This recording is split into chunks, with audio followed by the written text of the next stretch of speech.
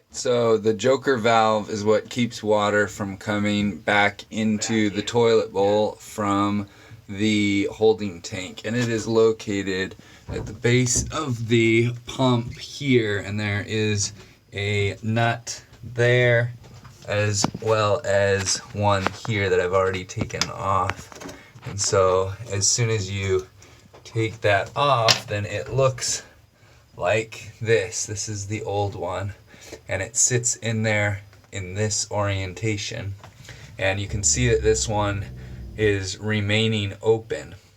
The way that it's supposed to work is water flows out through there, the water pressure makes it open, the water goes out, and then it closes on its own, and then water cannot come back through.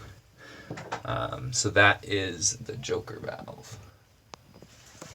There's also a valve seal here at the base, and what had happened in this instance is this piece had broken off of this component and had actually gotten stuck into the joker valve and was holding the joker valve open as well, but then over time also caused the deformation of the joker valve so it no longer will go closed on its own.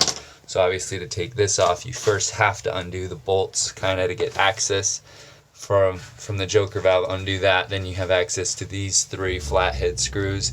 Undo those three, pop that off, and then you can replace this piece as well.